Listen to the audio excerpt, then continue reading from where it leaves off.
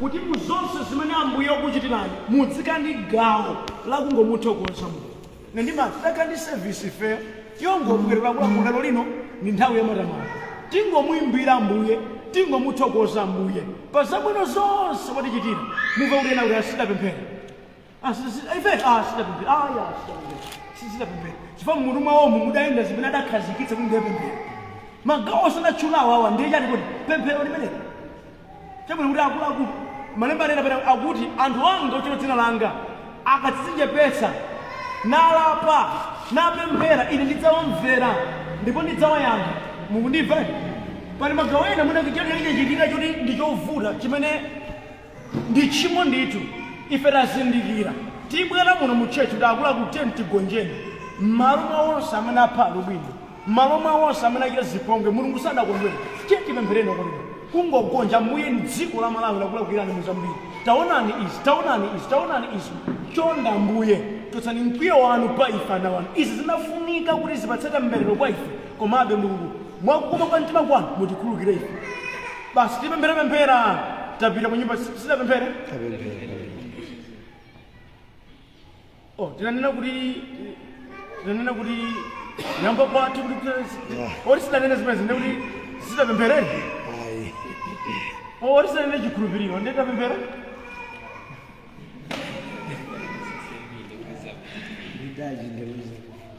Mwandipezese ndigawo ndithu lakuye mwanali kuti pene ndi Mulungu. Ameni. Phunzirani ndithu tipodziwani chimenechi.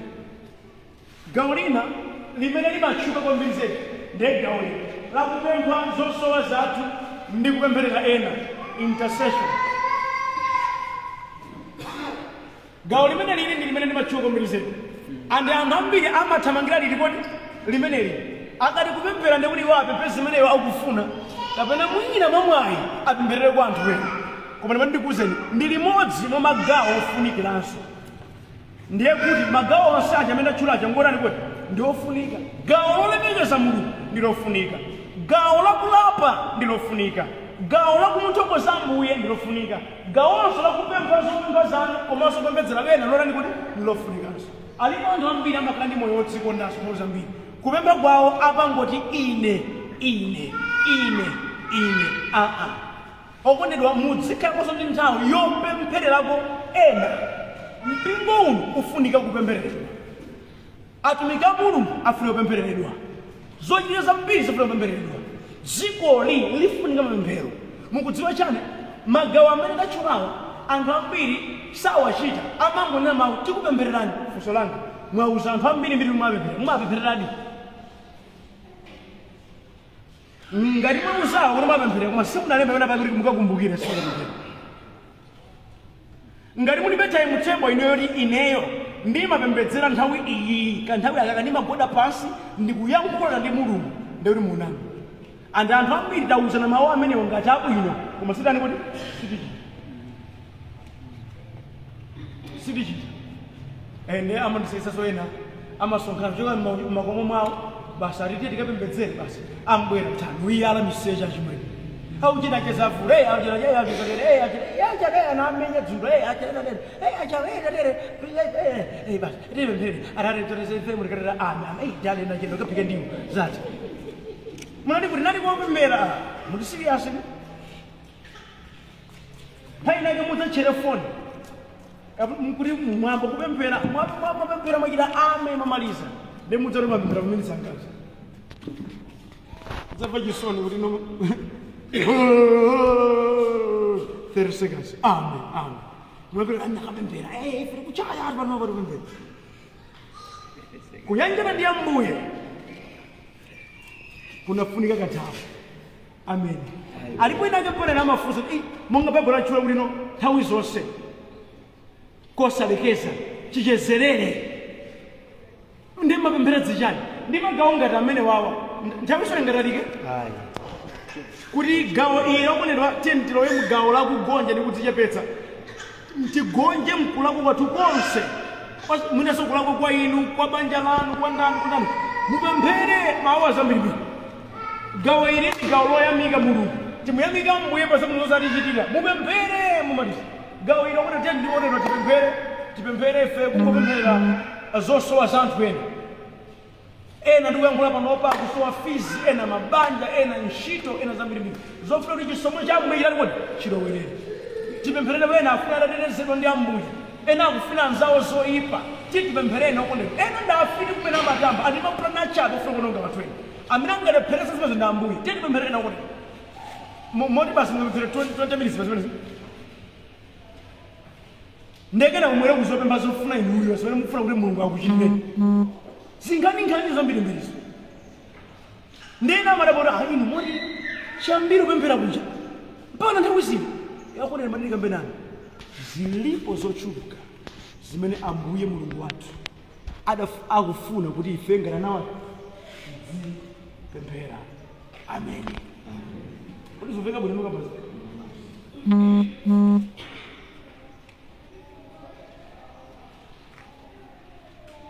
So ndimaliza ndigawe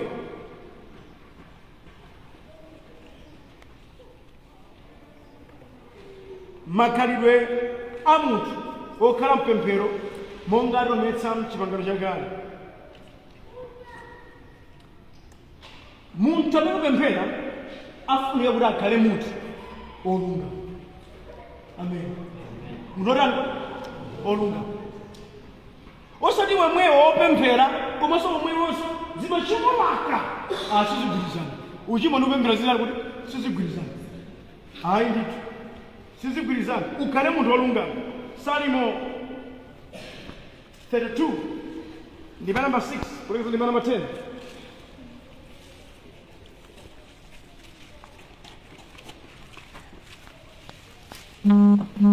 Ndekuna ulenge Miyambo 15 verse 8 to 9. Komanso 29. Na pesa abuya na mzee. Nimeza kwa mimi. Salimo 32 verse 6 to 10.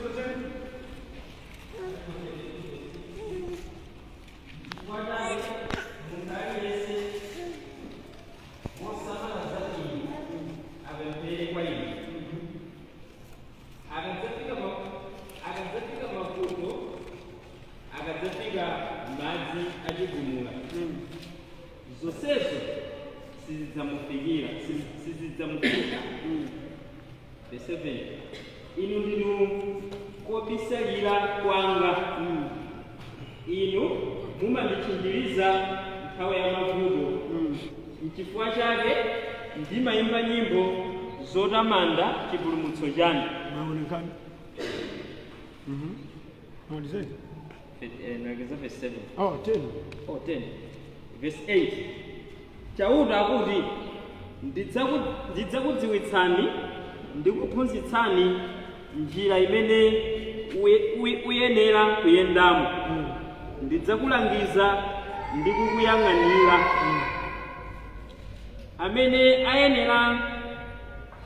Amene ayenera kumuongolera ndi chitsulo cha mkamwa ndi pamutu.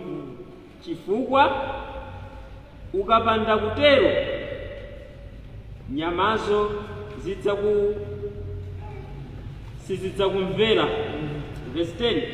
Anthu oyipa amapeza zowawa zambiri, koma munthu okhulupirira chauta amazingidwa ndi chikondi chosasinthika.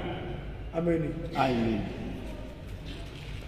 Mumava zimene zimaonekera akudalira Yehova, kumbira kwa Yehova, ndipo Yehova kuti tsono ine kanje ndifuna nkuti okhulupirira ineyo ndamene zidzamuyendera. Koma munthu amene sakhulupirira ine adzabwera mavuto kuti wochuluka. Ndimati afuna anene kuti chani? Munthu amene Mulungu ankonda kuti akhoza kumema masopa ake amene achita zandali kuti za Mulunguyo. Masoro zimamvetsa chisoni okondedwa unene kuti anthu akuti pakamwa pomwepo pamenena mawu umapemphera mpaka ndikugontha mawu kupemphera, koma yemwe akati alalate, yemwe akati akukwane, yemwe akati aname.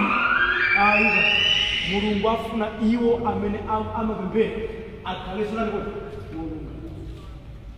Ndinakamba zopesirira wati 89 komanso 9.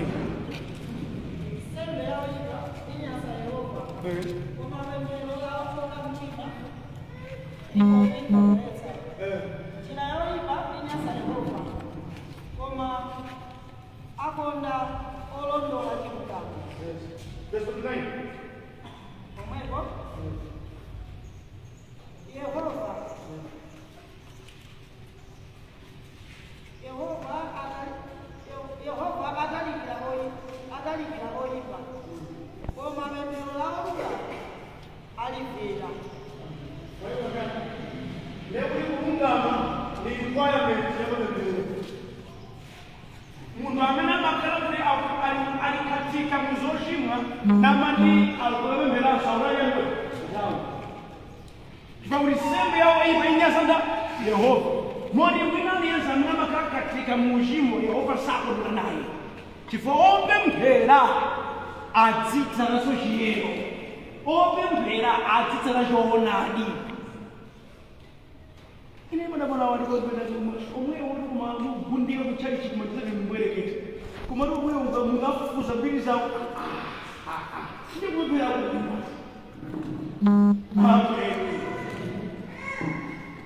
gaulina mwachidule akhale odziwa chifuniro cha Mulungu ndi kuchimvera amen munthu uzidziwa chifuniro cha Mulungucho ndi kuchimvera osati kuti munthu dzipempheranso munyakomakoso udzichita monga mmene Mulungu anati afuna ukhale odzichepetsa kwa Mulunguyo udzichita zakozo ofe osati iweyo uchita mwano kusina kumano nguso ungoduka pemphera ndinaona kuti pamene amakana osungana kuti ndazawo umarero mara ambira bauka unaenda kusaleka sana kutanza kumera wewe hii tete kwa mbona zukiza uye fanya mbuye Mungu nyozo za mbuye mumulima bembera balize iyawo bembera anafuna kuti akhale mu amene ama vera chifro cha mbuye ama funafuna ifro cha mbuye kumachichita amene ndi akhala obembera ofe chifro chake awuvera mawa Mungu mori wa mwana umobembera balize hayi akhale wachikhulupiriro woona ndi wobirira kupembera kufunira chikhulupiriro komanso iwe moyo wako khale wachilungamo komanso kupembera mwana wanga kufunikanso kupirira chifukwa chimayendera maganizo a Mulungu osati maganizo athu kuonera kupanda kukhulupirira kupembera simungatero chifukwa kumakanga ngati misale atate mdzina la Yesu umuona atate angodziwa kulira ena wali mwani basi kuliye pale misozi zomwezi ni alikulalera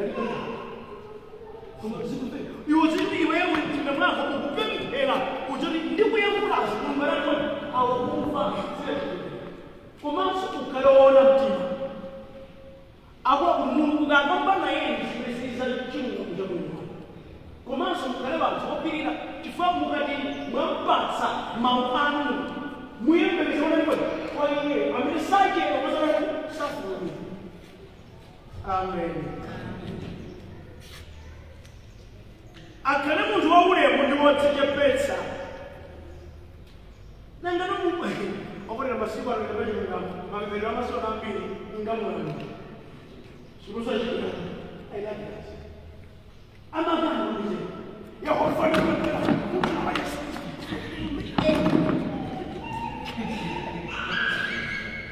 abantu mundu wapemphera kamera ndi waulemu ndi wodzichepetsa mtima Yehova kuchiwa ineyo ndi munthu wako ena nimeona ena wala kupera kagripe ndio kwa hiyo kwa WhatsApp nakaona anaweza anamwambia mimi jamaa hayo kupembera ule wa kuchitika ni ule mimi mwenda mzose mmene Yesu amapemberera amapembera mopeleka ule mkwata ifenso otsaka Yesu tisakhala mngano mapembereredwe tikalewa kudzimveka ndi kudziwika tikuyankhula nolena kumwamba posindikulaso mtima kwamba wena msangagwada sanga sizinateka kwa fa kugwada ni simbo yakuchiyepetsera yaule koma wena sangaleo kuyimirira ndikuliza vanhu inde kumano ulemu kwamkwepala ngofuna pena mapembera manako ndi ulemu uwu okwera pamwendo muno Yehova mumaka ayuka nini tingwerekeza bino pali president watsiku mufuna muyankule tingagomere bakwekulu zimupinga zopepe mupira pake mkupanda ja Mumanizo munafunika ukale andi ulemu wako uyambire mu mtima mwako unena kuti iweyo uma mulemezana kuti umampatsa ulemu ukumulemekeza mukakati chikono chakana sama kumasoni cha ulemu ndechisomo chimene Yesu atipatsa choti tsono atatero ndalero wathuso kuti kunachotsa ulemu kunachotsa ulemu sikunachotsa ulemu ule mukale pobe popeza Yesu ndi Atate wathu. Amen. Okondedwa akhale munthu wolapa tchimo. Wolapa tchimo ndi amene amayanjana ndi Ambuye. Amen. Munthu wopemphera amene akhoza kupemphera ngati mwana wake wa Mulunguyo popeza palibenso choletsa kuyankhula kwawo koma kuti amamvana moyerera. Okondedwa gawo lalero ndi limenelo. Sinachule mavesi ochuluka mbuyo muchifukwa chino ndikupatsani ndikamaza ndafuna ndambopereka kuti ano ndikangopotsa bhizi ndingoponya onse mmodzi zinondaphunzitsa this ndaphunzitsa this.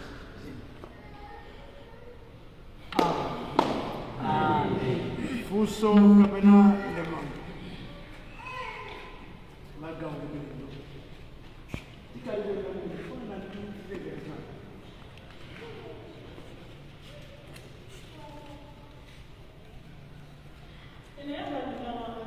Okay.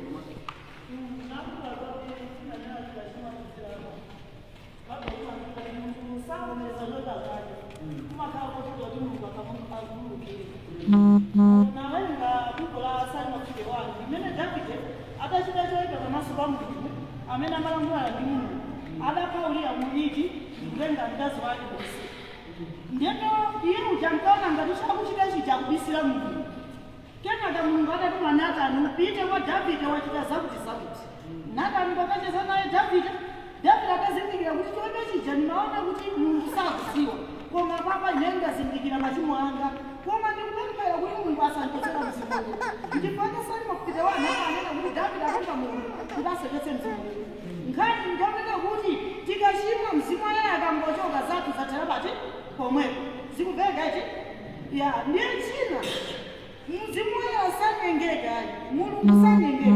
Hananiya ndi Safira atatenga chopereka atabwera mkachisi nkumana meza kuti zonse zimene tinalonjeza tapereka mkachisi chidachitikira njani ife tabwera pakati pawo. Ndiye tinakamba za Davide mifumu ana Israeli ndiye tifunanso tikambeza Sauliso akachita choipa kuno la Sauli sadavomereza choipa chake kumuza Samueli akanena Samueli kuti muononga asikuna mwatenga agaga apereki mwabisa koma abwera mtumiki wa Mulungu azoona adabusa zonse ndachita moti zimene atuma Mulungu ndachita. Mulungu adakwiya ndipo Sauli sadavomereza chimo lake kodi kuti Sauli mmoyo wake ufumu wake udamufuna zedi kufikira adapita kwa mkazi womwebweta kuti amutsire mzimu wa Samueli nkhani adamuza mkazi womwebweta kuti ngakhala uloka sendeda sinilota masomenyazo Mulungu adalikoneda kunyankula ndiye ulama konkofunika kumapangisa kuti mzimu woyera akhale mwa ifeyo amene amatulira chani zisisi amene so amatichimenyera chani gondo siko mukwambira.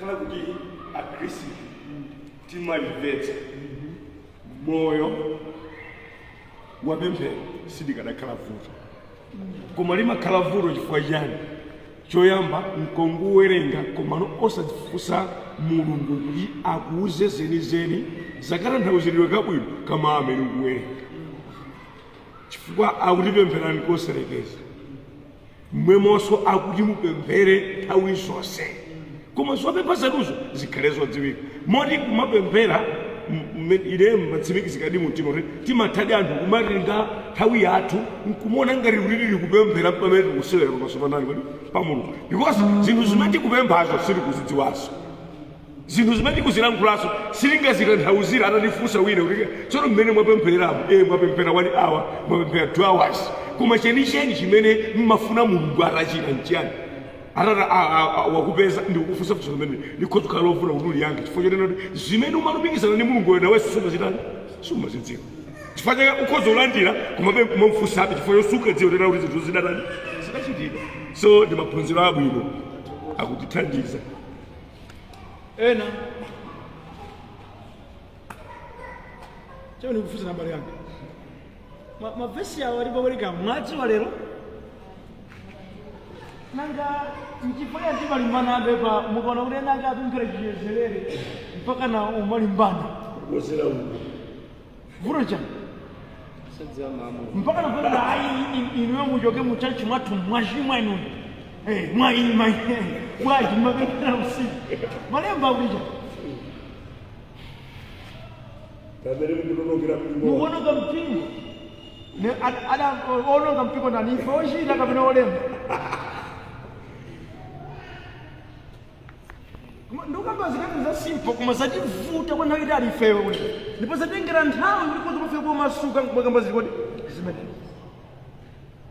nkhani muiti kusawerenga mawu a Mulungu kuti kwamvetsetsa panafoli zija zinthu monga mmene mawu ngamana kuti amanena takwacha ena amene akukhoza ndikuza kumasotombera mmanja ena amene akulakwitsa yeti malemba sadati ena kamwe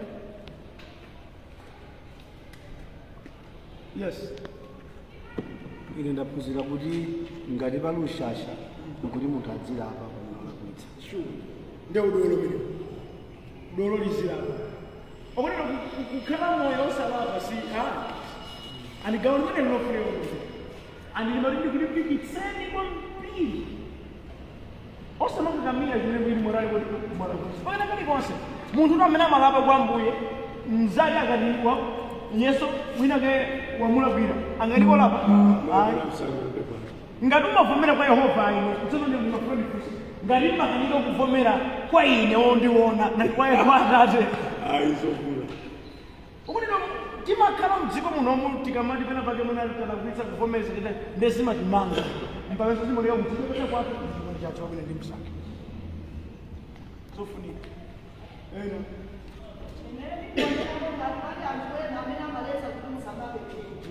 Yesu akapita muna Getsemani matendo 6. Iye ujamasema disciples ofisinayo. Kila yeye. Wabeza mnapenda wale mtu mmoja mgonga na sisi wale kumenya na kutoka kwa kudai. Ndese. Ndeka ya makusa kama kichia maji kumenya kwa kwa msana. Kwa hiyo tunataka sana. Siku jamaa wale ya Yesu. ani mai point mai ka teknikal kai ti ziki na sabane mamu ngamana ni wote amanena kadi yanke wote ziki na sabane mamu ngamana ni wote amanena ngati mujira zimene mamu Mulungu amanena wina zina kunyasa simulakwira yeye ino ngati muli ni Mulungu zili bwino ngati Yesu akupeteka yeye chauta chira zimene kung'amba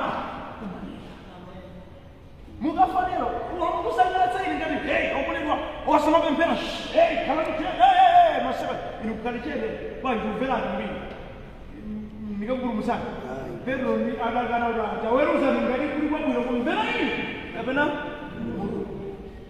cheni kujirani simene mawu Mulungu mukapeza vesi lukamba isi satani pamene ndowachaucha ena sana mulukanga maswala kudia kwa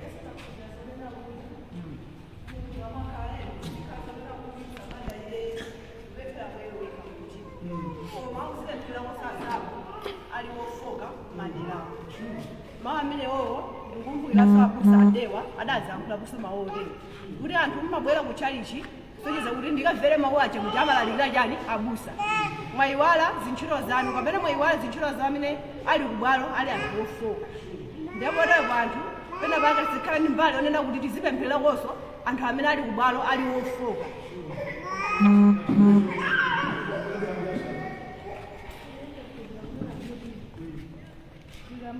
kuti Mulungu atiyankhe mapemphero athu tiziyambatalapa chifukwa tikamapemphera ndekuti tsikuli tachita zinthu zambiri kutukwana miseche ndi zina zoterozo tikangofika pamene tikupemphera kuyamba kupemphera pemphero anga lija ndekuti Mulungu salilandira chifukwa sinyalake zimene ndachita anditsono jamala vagalonda kamali mtaso moyo labawe tiziyesetsabe kuchita zimene Mulungu kuti akufuna osati hayi bachimakayi ori matsonikerani kuti matsonikerani apoaanikaa haiya hayi kawiri yesa mati pitani koma musakachiteso amen koma kuti timagonjabe popeza kuti singathe kufikira mundendende muzo zimene mulungu aliyembekeza that's why tikadaodzichepetsa nthawi nthawi alidzanjasa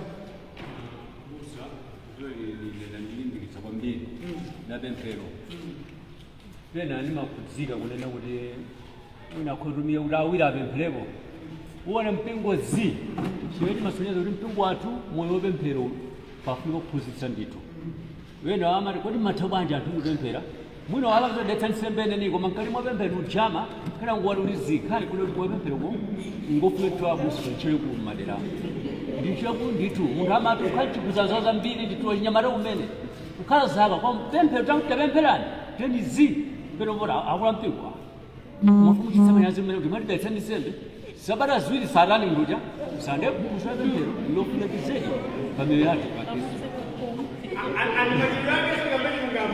mapemphero akeso charizonati magere enaso 1 hour simungatolani kodi kupemphera koma kupemphera ufemwe chiti dyambwe kwa nthawi yayitali ukamuyipetsa nthawi ndithu umawerenge mawu a mulungu matani basi zizi nthawi izikairani kuti ikula tsiku lina programu ngati imeneyi idzabwera basi kungokhalani mawu a mulungu ochepa kena kukuyamba kupemphera tsopano tikakuyamba kupemphera imwe 3 hours ndiziti chani ndizofunika ndithu kupemphera nkofunika amen koma ukamazichitachita zimakhala mwa iwe ndipo ukhozani kuti ukwanitsa kucheza amen palisoyena ngati okay palidzanjanina sapo komanso kupemphera kuti kutheke kuti kuopera kuti zina zokhoza kuyiwala ukhoza kulemberako listi kuti uzitha kuonera nkupitirizana zopembedzera ka sifuto kuti vuta kani chani ugawana kuti okay inu mpemphera ichi ndifuta nachi pali mufuna chiyani kuti zichitike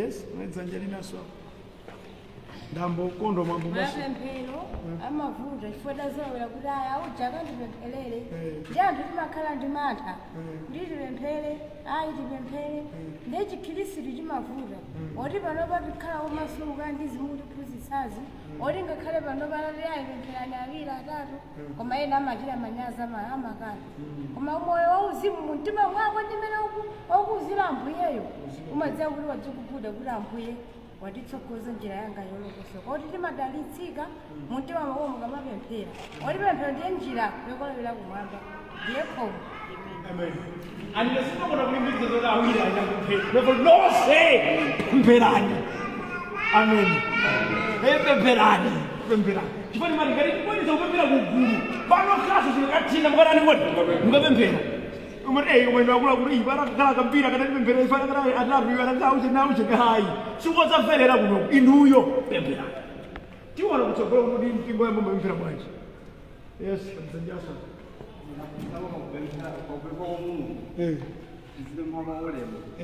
asatupempha wamulamulira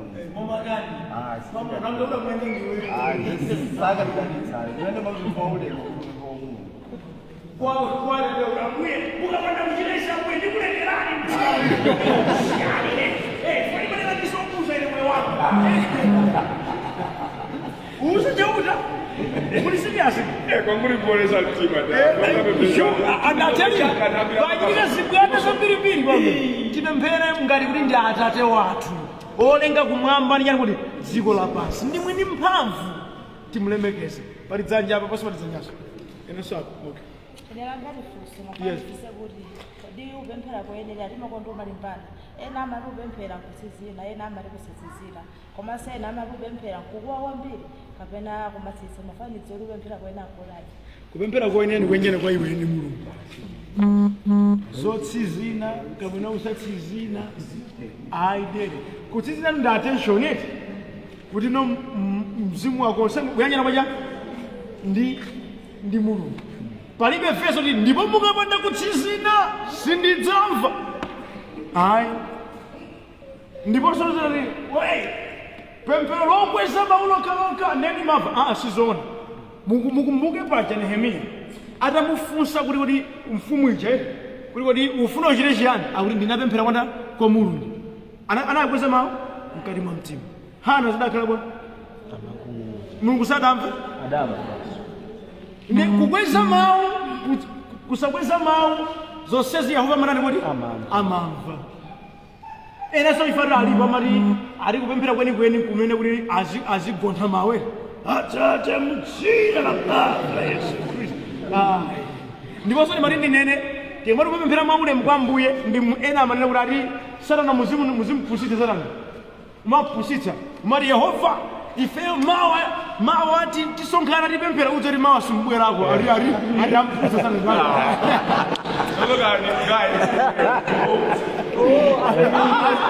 Yema akabwera atozeri kundeko. Sabakeni zibwana muniva kaya kali serious awa kena kwa alimalize enebo kuziyoli nakuzira bakunena kuti pamene tizipempha tizikumbukira sakuyamika pazimene tapempha talandiridwa nthawi zina timatheka kupempha koma Mulungu nkutichitira chimene ife tinamupempha koma kuti tikhale ni nthawi yoyamikira sitikwanitsa timangokhala ni nthawi yolira pamaso pa Mulungu chikachitika kayamikani. Amen. Achimwene kena kwa kena kutimalize ngarengetsawe ine naphunzirapo kusachita manyazi wolola tchimo kwa Mulungu kuti uthandizike. Zikomo kwambiri. ine naphunzirapo monga makuti miyambo 15 verse 8 anena kuti sembe yawoipa mtima Mulungu amanyisidwa nayo. Nde nakhuzidwa nayo zedi mawu kuti ngakhale ningapereke zambiri za mtundu wanji kwa Mulungu ngati nini uchimo zilibe phindu. tizidziwa ena sonozeza nyaso yes mwana mukhala omaliza ine naphunzirapo kuti kukhala munthu wachikhulupiriro ndi kumvera nditu zonsezi ziwumba kukoda pachali kodi papemphera. Amen. Timirira aliyense ife angopemphera kuti Ambuye ine thandize moyo wanga ukhale wopemphera. Ngati inu somumakana kupemphera ngati mumatsutsa kupemphera lero lino mwavomera zimene mawu munganena kuti aku amanena mpemphera Ambuye kuti moyo wanu mpingo wathu ukhazikikeso pachani kodi papemphero. Mapemphero omachitikadi osati omangoyankhula kungolipaka ngati pemphero ayi tete ndinu tu olemekezeka Yesu ndinu tu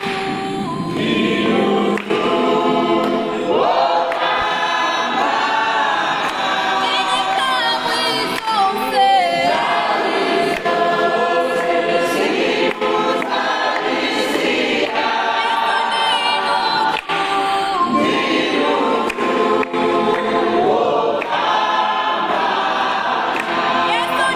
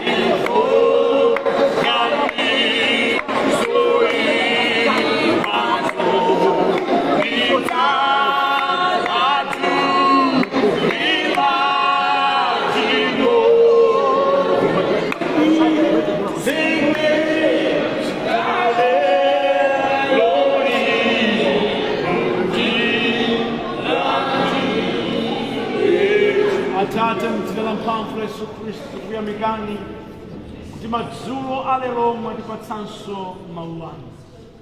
Mwatiphunzitsa mumafuna tizipemphera, ndipo mwatiphunzitsa mumavomereza tikulemekezeni, mumavomereza tilape, mumavomereza tipemphe kwa inu zopempha zathu zofuna zathu, komanso tipempherere kwa anthu ena. Muti muzatipemphere izi tsono kosalekeza nthawi zonse mwakhama, komanso ngakhale chichezerere izi mulonje muvomereza Ambuye wathu. Tikupemphera mu Yesu Khristu byani mbewu yotere mkati mwathu, pamene tikati kuonanso zambiri za mawu anu ngokhulupirika. Mulole ife tikhale ziphona masofano za pemphero mu dzina la mphamvu la Yesu Khristu. Pamene tikupita ku nyumba Ambuye, chisomo chanu, chifundo chanu, mtendere wanu zikhale nafe limodzi kana wanu mu dzina la mphamvu la Yesu Khristu. Amen. Amen.